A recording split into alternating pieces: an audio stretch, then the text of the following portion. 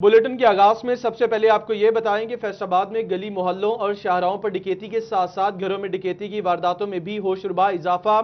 रवां साल घर डकैती की 107 वारदातों में 10 करोड़ 10 लाख रुपए से जायद का सामान लूट लिया गया। पुलिस सिर्फ 6 करोड़ 50 लाख रुपए बरामद कर सकी। 139 डाकू को गिरफ्तार करने में पुलिस नाकाम। पुलिस 139 डाकुओं को गिरफ्तार करने में नाकाम नजर आई है।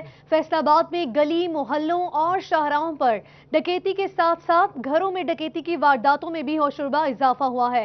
रवा साल घर डकैती की 107 वारदातों में 10 करोड़ 10 लाख रुपए जायद का सामान लूट लिया गया।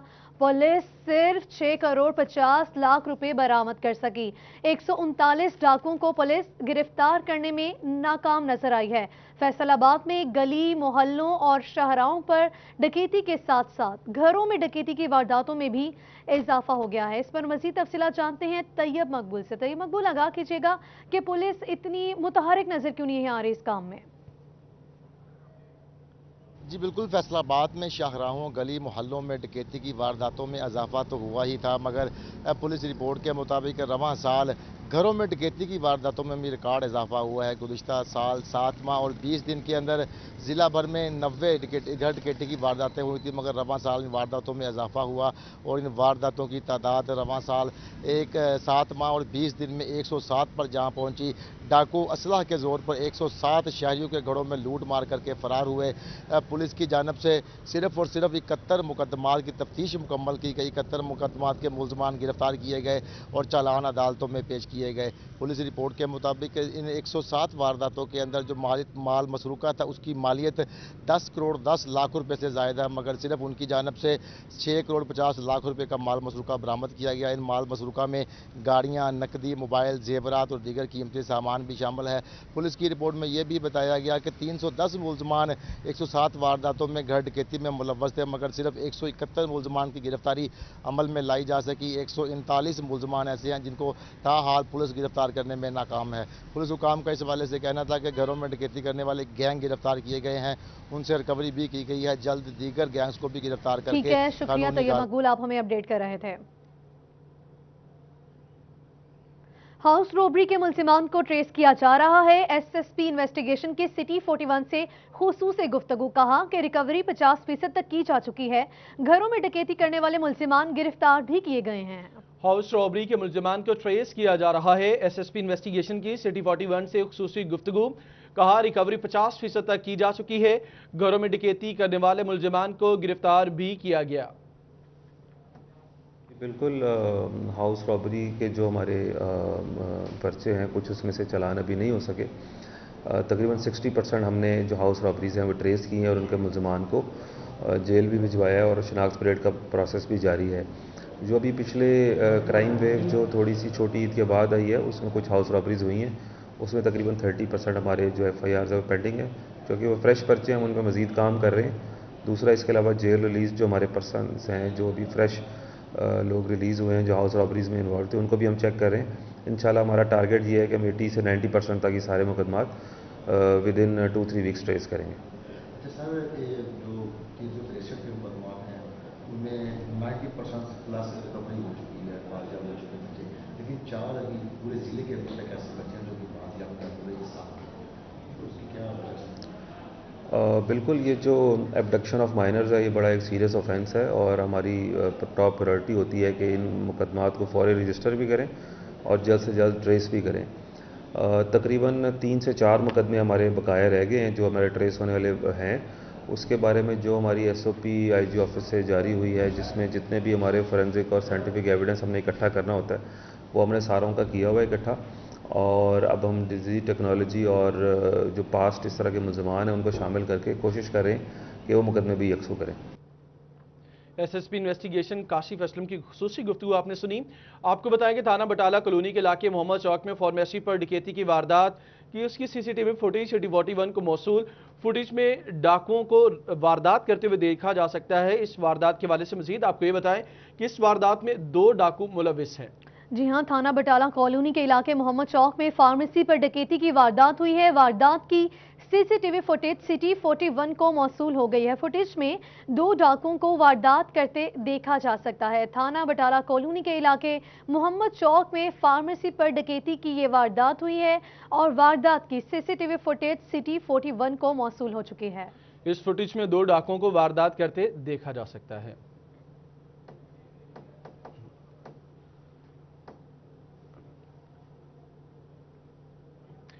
खबर यह कि काले जादू से सौतन को भगाने की ख्वाहिश में पहली बीवी ने जाली आमिला के हाथों 10 लाख रुपए लुटवा दिए।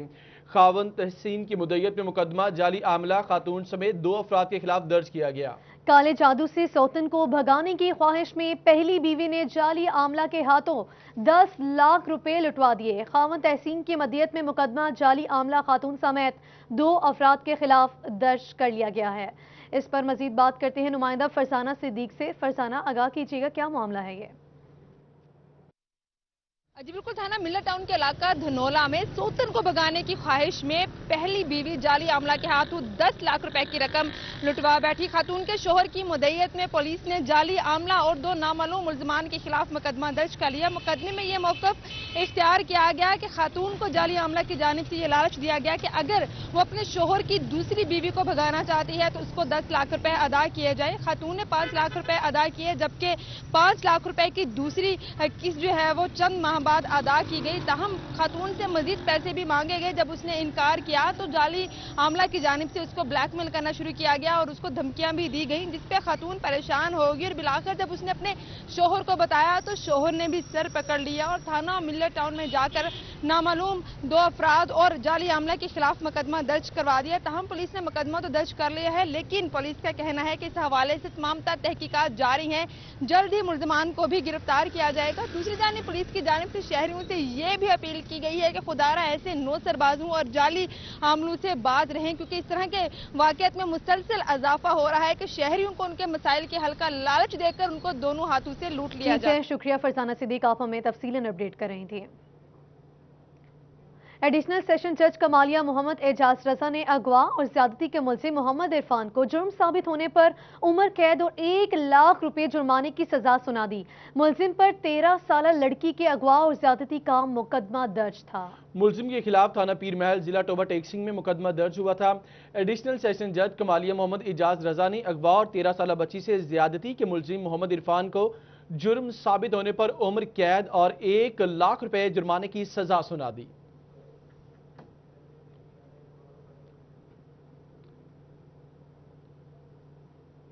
आगे बढ़ेंगे। खबर यह कि फैसलाबाद में तरक्याती कामों में हुकूमती सुस्ती का सिलसिला बरकरार। एमपीएस की स्कीमों के लिए सिर्फ 22% फंड्स जारी किया गया। जून में फंड्स लैप्स हुए, अगस्त में मुकम्मल फंड्स जारी करने के बजाय 22% जारी कर दिए। एमपीएस की स्कीमों के लिए सिर्फ 22% फंड्स जारी किया गया। इसी पर मजीद बात करेंगे, हमारे साथ अब्दुल रहमान मौजूद हैं। जी, अपडेट कीजिए। आज बिल्कुल बात की जाए अगर यहाँ पर कम्युनिटी डेवलपमेंट प्रोग्राम के हवाले से, तो इसमें अभी तक कोई भी अहम पेशरफ सामने नहीं आ सकी।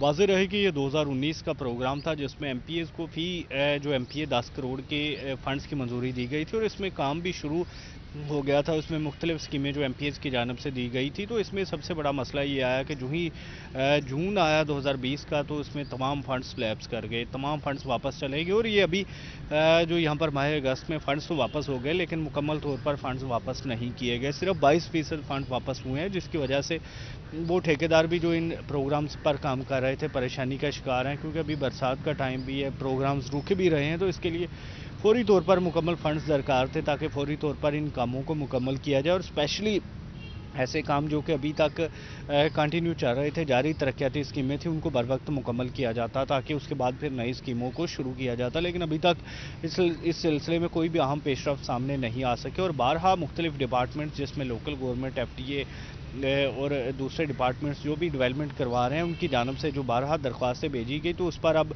ये 2 माह बाद जो इन्हें फंड्स तो जारी किए गए हैं, लेकिन अभी तक सिर्फ 22% किए गए और बाकी ठीक है। शुक्रिया अब्दुल रहमान, आप हमें अपडेट कर रहे थे। जंग में गैर एलानिया लोड शेडिंग का सिलसिला जारी है। जंग सदर और सिटी के इलाकों में बदस्तूर गैर एलानिया लोड शेडिंग जारी है। दही इलाकों में 10 घंटों से ज्यादा की लोड शेडिंग के बायस काश्तकार भी परेशान है। शहरियों की जानिब से सूरत हाल पर शदीद तहफ़्फ़ुज़ात का इज़हार किया जा रहा है। जंग में गैर एलानिया लोड शेडिंग का जिन बेकाबू। जंग सदर और सिटी के इलाकों में बदस्तूर गैर एलानिया लोड शेडिंग जारी। दही इलाकों में 10 घंटों से ज्यादा की लोड शेडिंग के बायस काश्तकार भी परेशान। इसी पर बात करेंगे, हमारे साथ वसीम अहमद मौजूद हैं। जी वसीम, क्या सूरत हाल है?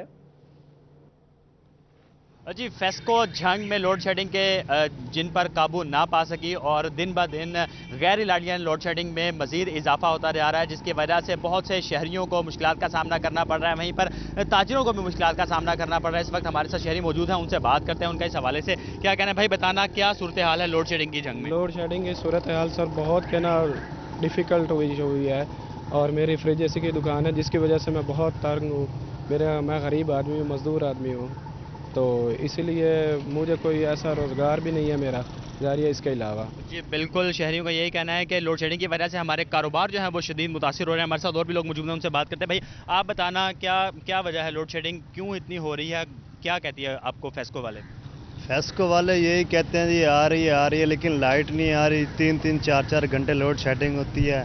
हमारा काम बंद पड़ा है, मज़दूर बंदे हैं, क्या कर सकते हैं, हमारे बच्चे भूखे मर रहे हैं। तो लोड शेडिंग इतनी हो रही है कि रात को कभी कभी सारी रात लाइट नहीं आती। तो जी बिल्कुल, जी शहरियों का यही कहना है कि सारी रात जो है वो लाइट नहीं आती और दिन के टाइम भी जब काम कारोबार का वक्त होता है उस वक्त भी जो है वो बिजली की गैर इलानिया लोड शेडिंग की जो है उसका सिलसिला रुकने का नाम नहीं ले रहा है। शहरियों का यही कहना है कि फेस्को अगर लोड शेडिंग को कंट्रोल नहीं कर सकती तो कम अज़ कम जो लोड शेडिंग के जो दौरानिया है उसका ऐलान कर दे, ताकि ठीक है। शुक्रिया वसीम अहमद, आप हमें अपडेट कर रहे थे। दीगर खबरें शामिल करते हुए आपको बताएं कि फैसलाबाद के साथ चक के डाइवर्ट रोड का पार्क कचरा कुंडी में तब्दील। पार्क की 4 दीवारी की गई, घास और पौधे लगाए गए, लाइटिंग का बंदोबस्त भी किया गया, मगर मुख्तसर अरसे में ही करीबी फैक्ट्रीज ने पार्क की हालत बिगाड़ दी। इसी हवाले से रिपोर्ट देखिए। ये है साचक डाइवो रोड का पार्क, जो मकीनों की सैरो तफरी के लिए बनाया गया था, मगर सरकारी इदारों की नाअहली के सबब ये पार्क कचरा कुंडी में तब्दील हो गया। चंद साल कबल पार्क की 4 दीवारी की गई, घास और पौधे लगाए गए, लाइटिंग का बंदोबस्त भी किया, मगर मुख्तसर अरसा के दौरान पार्क मुकम्मल तौर पर तबाह होकर रह गया। इलाके में मौजूद करीबी फैक्ट्रियों ने पार्क को कचरा कुंडी में तब्दील कर दिया, जिससे मकीन परेशानी में मुब्तला हैं। चंद चौधरियों की हवेलियों तक जो है महदूद हैं, उन तक मोहताज हैं। उनके पास अगर कोई गरीब आदमी जाता है, मेहर अहमद शीर साहब हमारे MP हैं, राजा साहब हैं, वो आगे से कहते हैं कि हमने तो पैसे देकर वोट लिए हुए हैं, ठीक है, और हमारे ग्राउंड की पोजीशन देख लें।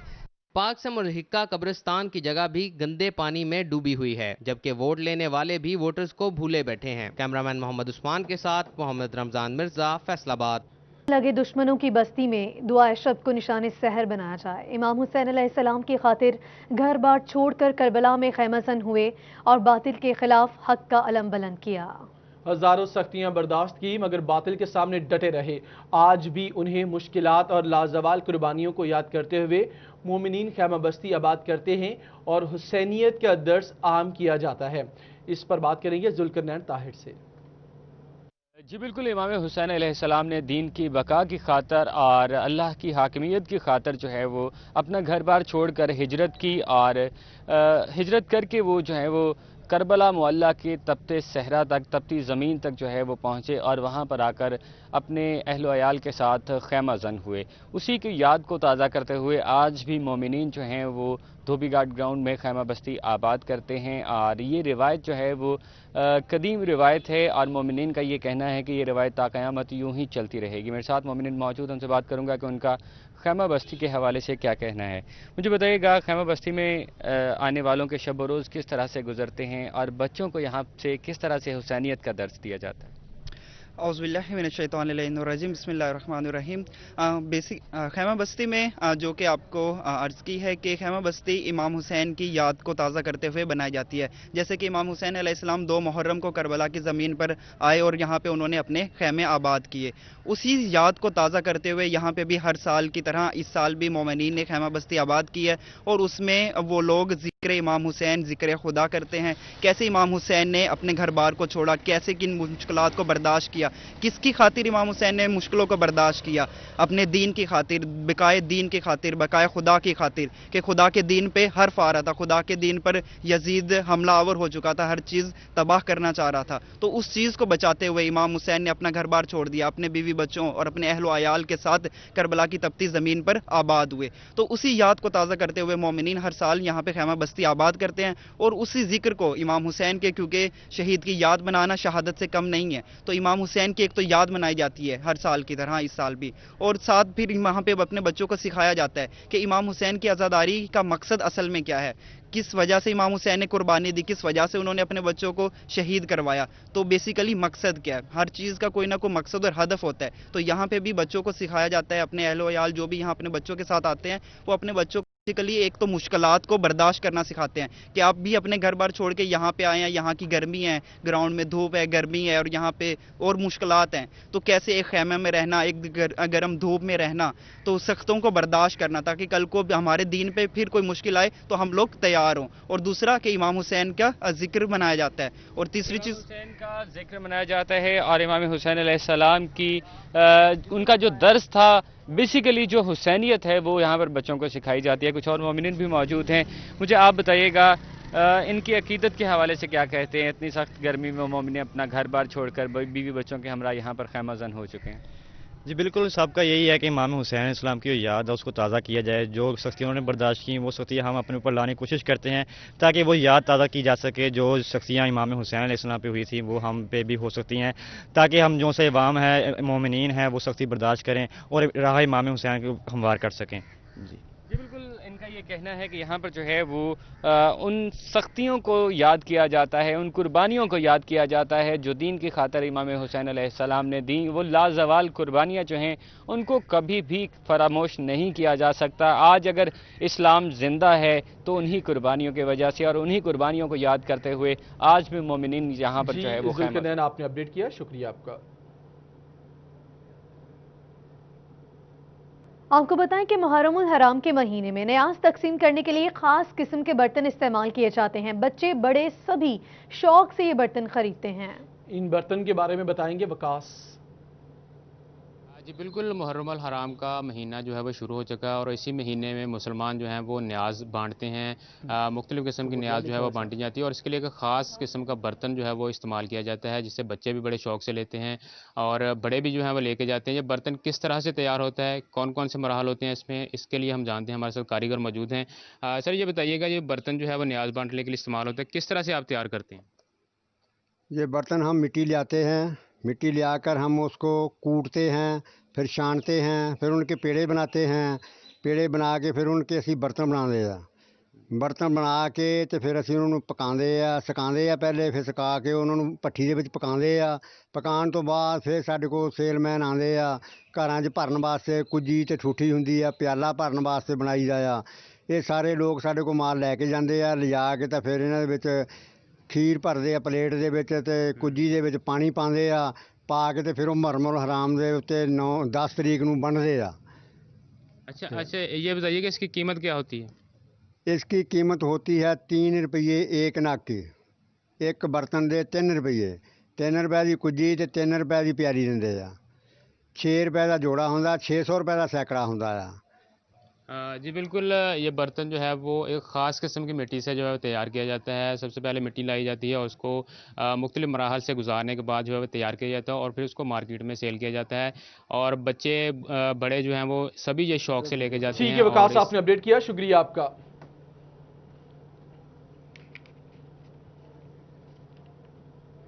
मुहर्रमुल हराम के हवाले से सिक्योरिटी इंतजामात पर SP Jaranwala Nasir Mahmood Bajwa, assistant commissioner Zainul Abideen, ASP Bilal Mahmood Sulehri की तहसील के तमाम सहाफ़ियों से मुलाकात की गई। इस मौका पर उनकी जानिब से कहा गया कि मुहर्रमुल हराम में तमाम मकातब फ़िक्र के उलमाए कराम और मेंबरान अमन कमेटी की मुशावरत से लाहे अमल तय किया गया है। मचालिस जुलूसों के रूट्स पर सिक्योरिटी के फुल प्रूफ इंतजामात होंगे।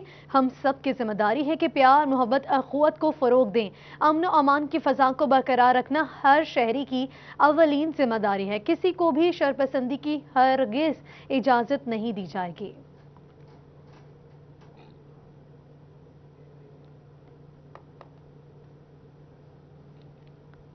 Welcome back. आपको बताएं कि हालिया बारिशों के नतीजे में दरिया चनाब में पानी की सतह बुलंद होने लगी। डिप्टी कमिश्नर चिन्योट मोहम्मद रियाज की ज़ेर सदारत फ्लड का हंगामी इजलास मुनक़िद हुआ। तहसीलों के असिस्टेंट कमिश्नर साहिबान समेत महकमा health, life stock, rescue, MC और दीगर मुतल्लिका इदारों के सरबराहान ने शिरकत की। इसी पर मजीद बात करेंगे, हमारे साथ बाबर मुनीर मौजूद हैं। जी बाबर। बिल्कुल जी, हालिया बारिशों की वजह से दरिया चनाब में जो पानी की सतह है उसमें जो है वो इजाफा हो रहा है, जिसके पेश नज़र डिप्टी कमिश्नर की जानिब से हंगामी इजलास जो है वो तलब किया गया था, जिसमें उन्होंने जो हंगामी इजलास है उसकी सदारत की है, जिसमें ज़िला भर के जो तहसीलों के असिस्टेंट कमिश्नर साहिबान और ज़िला भर के जो मुतल्लिका इदारों के जो सरबराहान हैं उन्होंने जो है वो शिरकत की है, जहाँ पर डिप्टी कमिश्नर की जानिब से जो तैयारियाँ की गई हैं उनका जायज़ा लिया गया। इसी सिलसिले में उनसे बात करते हैं। सर, अब तक की क्या सूरत हाल है, किस किस्म की तैयारियाँ की गई हैं? जी, कल एक फ्लड अलर्ट हमें रिसीव हुआ था पंजाब डिज़ास्टर मैनेजमेंट अथॉरिटी से भी और नेशनल डिज़ास्टर मैनेजमेंट अथॉरिटी से भी, जिसके अंदर ये बताया गया था कि इंडियन साइड से रिवर चनाब के अंदर 3 लाख क्यूसेक का पानी का रेला जो है वो छोड़ा गया, जो हेड मिराला पे पहुंचेगा कल रात और उसके बाद फिर आगे से होता हुआ हमारी तरफ आएगा। तो अब तक की जो लेटेस्ट इंफॉर्मेशन है उसके तहत हेड मिराला पे 1,16,000 क्यूसेक तक पानी गया है और उसके बाद वो कम होना शुरू हो गया है, लेकिन अभी भी अलर्टनेस, हाई अलर्टनेस जो है वो अभी कायम है। तो हमारे पास इस वक्त चिन्योट ब्रिज पे कोई 35,000 क्यूसेक से ज़्यादा गेज की रीडिंग नहीं चल रही। तो कल जैसे अलर्ट हमें मौसूल हुई थी उसके फ़ौरन बाद आज हमने सुबह डिस्ट्रिक्ट डिज़ास्टर मैनेजमेंट अथॉरिटी की मीटिंग कॉल की थी ऑन इमरजेंसी बेसिस, जिसमें सारे असिस्टेंट कमिश्नर्स और 1122 इरिगेशन डिपार्टमेंट और जितने भी कंसर्न डिपार्टमेंट्स हैं जिनका रोल बनता है फ्लड फाइटिंग के अंदर, वो सारे लोग मौजूद थे। हमने अपनी तमाम प्रिपेयर्डनेस और अलर्टनेस जो है अल्हम्दुलिल्लाह उसको दोबारा रिव्यू कर लिया है। तो इस वक्त हालात रिवर चनाब पे चिन्योट डिस्ट्रिक्ट के अंदर बिल्कुल नॉर्मल है, लेकिन अगर किसी भी सूरत में कोई बड़ा रेला, लो फ्लड, मीडियम या हाई या खुदा न खास्ता एक्सेप्शनली हाई फ्लड आता है तो इंशाल्लाह उसके लिए हमारी प्रिपेयर्डनेस बिल्कुल कंप्लीट है। बहुत शुक्रिया। डिप्टी कमिश्नर मोहम्मद रियाज हमारे साथ मौजूद थे, जहां पर उनका कहना है कि अभी तक ऐसी कोई सूरत हाल नहीं है। 35,000 के करीब जो है वो यहाँ से क्यूसेक का रेला जो है वो गुजर रहा है, जो नॉर्मल पोजीशन है। अगर खुदा न खास्ता कोई ऐसी सूरत हाल पैदा होती है तो इस सिलसिले में उनका कहना है कि तमाम जो मुतल्लिका कंसल्ट डिपार्टमेंट है उनके जो सरबराहान उन्होंने शिरकत की है और उनसे जो है वो तमाम अपडेट करने के लिए शुक्रिया। आगे बढ़ेंगे, डेंगू लार्वे से मुतालिक अभी आपको अपडेट करेंगे। फैसलाबाद डी टाइप कॉलोनी से डेंगू लार्वा बरामद हुआ। डिस्ट्रिक्ट कोऑर्डिनेटर वबाई अमराज डॉक्टर औरंगजेब का मुतल्लिका इलाके का दौरा। रवा साल जिला भर में तकरीबन 1500 मकामात से डेंगू लार्वा बरामद हुआ। मजीद तफसीलात जानते हैं असदार हुसैन से। असदार, अपडेट कीजिएगा कि डेंगू लार्वा मिलने के बाद क्या इकदाम किए जाते हैं? डिस्ट्रिक्ट कोऑर्डिनेटर वबाई अमराज डॉक्टर औरंगजेब की जानिब से शहर के मुख्तलिफ इलाकों का दौरा किया गया है और ऐसे में डी टैप कॉलोनी के इलाके से जहाँ पे इतला मिली है कि यहाँ से डेंगू लार्वा जो है वो मिला है, तो इस इलाके में पहुँचे हैं और डेंगू टीमों का जो है वो जायजा लिया। हमारे साथ मौजूद हैं, जानते हैं क्या कहेंगे। सर, क्या कहेंगे डेंगू? बिस्मिल्लाहिर्रहमानिर्रहीम। देखें, ये अभी के रेनी सीज़न स्टार्ट है, कपल ऑफ डे से बारिशें शुरू हो रही हैं, आगे भी फदन पेशीन गोई है महकमा मौसमियात की कि 1-2 बारिशें होगी। इस हवाले से हमने एक्सटेंसिव सर्विलेंस की। अभी हमने एक लार्वा हमें मिला है 253 UC में रूटीन की, जो हमारी सर्विलेंस जारी है।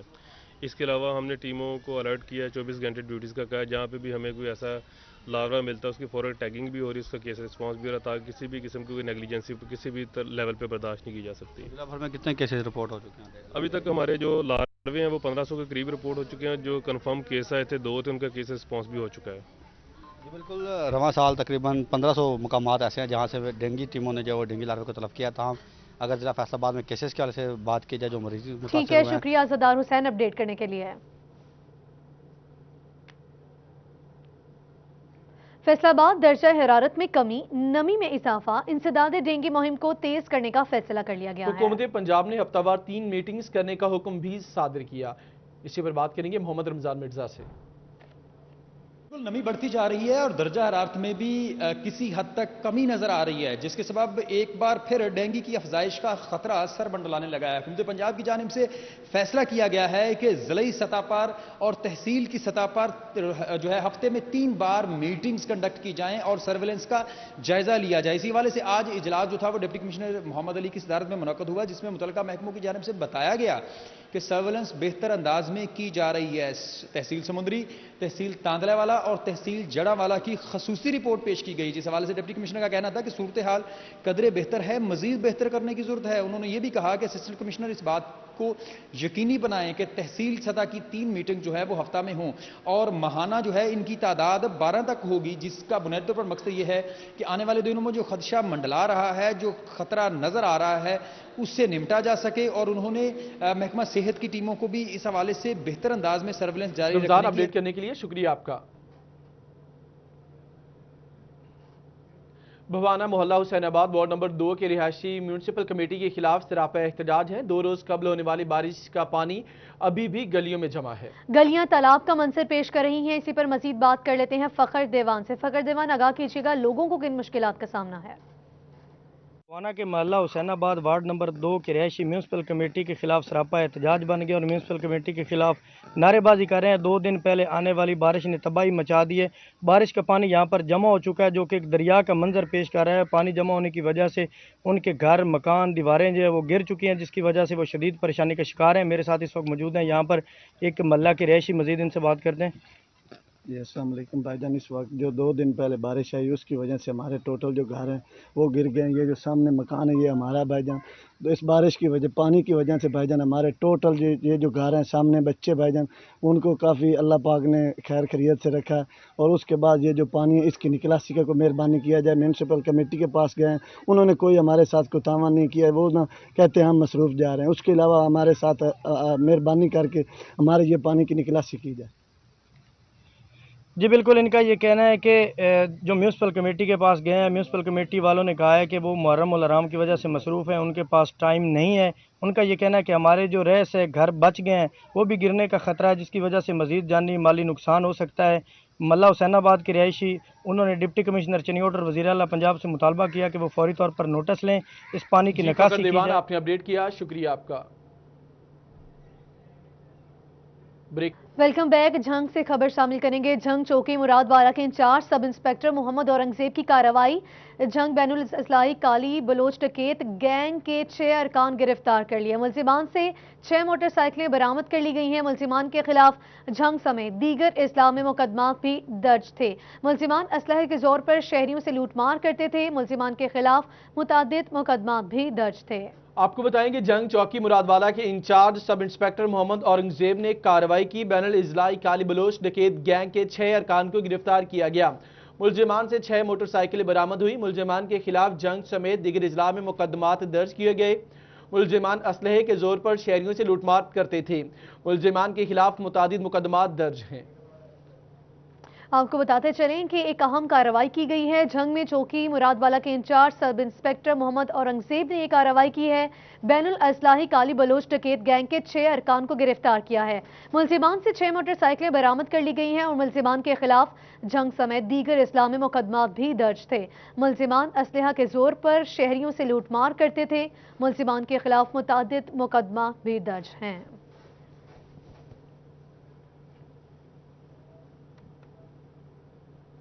झंग में टाइगर फोर्स के लिए रेस्क्यू 1122 की जानिब से 3 रोज़ा ट्रेनिंग का आगाज हो गया। आखिरी रोज जवानों ने मॉक एक्सरसाइज के दौरान तैराकी समेत दीगर अमूर बारे तरबियती मुजाहिरा पेश किया। अवैस खान अपडेट करेंगे।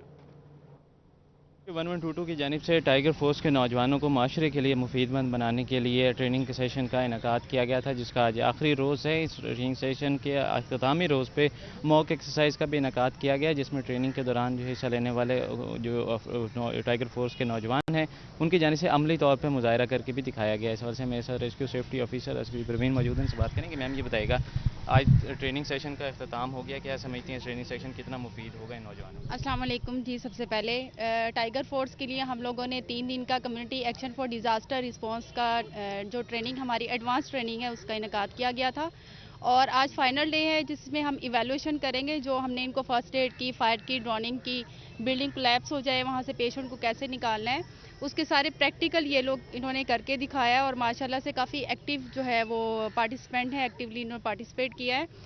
ये लोग चूँकि वॉलंटियरली तौर पे काम कर रहे हैं और ये अपनी अपनी कम्युनिटी में अपने अपने एरिया में काम कर रहे हैं, इसलिए इन लोगों का ये तमाम चीज़ें जानना ज़रूरी था और इन 3 दिनों में इन लोगों ने प्रैक्टिकली करके दिखाया है और उसके बाद इनका ये भी प्रॉमिस है कि अपने अपने एरिया में जाके कम्युनिटी इमरजेंसी रिस्पांस सेंटर ये इस्टेब्लिश करेंगे, जहाँ पे अगर कोई प्रॉब्लम हो जाती है तो कम्युनिटी के लोग इनसे जो है रेलेवेंट इनसे रिलेटेड चीज़ें पूछे जाके और ये उन लोगों को ट्रीट करें, ताकि हम लोगों का जो मोटो है सेविंग लाइफ चेंजिंग माइंड की तरफ हम लोग मूव कर रहे हैं, जिसमें ये लोग हम लोगों के साथ मिलकर काम करेंगे इंशाल्लाह। Thank you. टाइगर फोर्स के नौजवानों की जानिब से ट्रेनिंग पूरी की गई है और अपने इलाकों में जाके जो है ये कम्युनिटी सेंटर्स का क्या अमल में लाएंगे, ताकि मकामी सतह के ऊपर जो है फौरी तौर पे इमदादी सरगर्मियों के अंदर हिस्सा लेके माशरे के लिए। वैसे आपने अपडेट किया, शुक्रिया आपका। अब कुछ मौसम की बात करेंगे। ठंडे मौसम को एंजॉय करने के लिए शहरियों ने पार्क का रुख किया। नन्हे बच्चे झूलों पर अटकेलियां करते दिखाई दी। मजीद तफसीलात जानते हैं शाहिदा घुमन से। शाहिदा घुमन, आगाह कीजिएगा, फैमिलीज इस मौसम को किस तरह से एंजॉय कर रही हैं? जी बिल्कुल, फैसलाबाद के तफरीही मकामात खुले तो नन्हे मुन्ने बच्चों ने भी पार्कों का रुख कर लिया। इस वक्त भी जो है वो हम बागे जना में मौजूद हैं, जहां पर नन्हे मुन्ने बच्चे जो हैं वो अटकेलियां करते हुए झूलों के साथ खेलते हुए और झूले झूलते हुए दिखाई दे रहे हैं। हमारे साथ एक नन्ही मुन्नी सी बच्ची मौजूद है जो कि खेल भी रही थी। उनसे जानते हैं कि वो क्या कहेंगे। बहुत ही प्यारी सी बच्ची है। बच्चे आप बताइएगा, क्या नाम है आपका? अच्छा, आप बताओ, पार्क में आए हो, मजा आया आपको? हाँ जी। आपने क्या क्या खाया? लेस और बोतल। और इस बच्ची का ये कहने को उन्हें बहुत मजा आया। बच्चा भी है क्यूट सा, उससे जानते हैं। आप बताओगे आपका नाम क्या है और आप पार्क में आए हो, यहाँ खेला है आपने? जी। आपका नाम बता दो। चौधरी मर्ज। अच्छा, ये बताओ क्या खाया आपने? बहना के साथ खूब मजा किया है? लेस, बोतल, नान हलीम। और जबरदस्त। बच्चे का ये कहना है कि उसने लेस भी खाई है, बोतल और नान हलीम भी खाए हैं। वालिद मौजूद है, उनसे जानते हैं। आप बताइएगा, बच्चों के साथ यहाँ पर मौजूद हैं, क्या कहेंगे कि भाई पिछले काफ़ी दिनों से जो है वो पिछले चंद माह से पार्क जो है वो बंद थे, अब बच्चे यहाँ पे जिद करके यहाँ पे पहुँचे? जी वाकई ये ऐसे ही है। ये घर में बोर हो गए थे बच्चे कोरोना वायरस की वजह से। पार्क भी बंद थे तो स्कूल भी बंद है, तो आज मौका मिला था तो मैं इनको लेके आऊँ। ये काफ़ी खुश हैं और ये मेरी वाइफ भी है, बच्चे हैं जो काफ़ी खुश हुए हैं। इन्होंने एंजॉय किया, इन्होंने तो पार्क में आके बहुत खुश हुए हैं बच्चे। तो जी बिल्कुल, इनका ये कहना है कि यहाँ पार्क में आकर बच्चे जो है वो बहुत खुश हुए, क्योंकि 5-6 माह से पार्क बंद थे और बच्चे भी घरों में जो है वो मुकीम होकर रह गए थे। अब पार्क खुले हैं तो यकीनी तौर पर बच्चे जो है वो एंजॉय करेंगे, पार्क में बच्चे झूले लेंगे। और ये नन्हे मुन्ने बच्चे जो है वो इस वक्त मौजूद हैं पार्क में और जिद भी की जा रही है और भी चीज़ें खाने की, और पार्क से भी ना निकलने की जिद करे। वालिदैन का ये कहना है कि बच्चों को जो है वो घुमाने के लिए लेकर आए। बच्चों की छुट्टियां हैं तो जब तक स्कूल ओपन नहीं हो जाते रोज़ इन्हें घुमाने के लिए ऐसे ही पार्कों में ले जाया जाएगा। जी,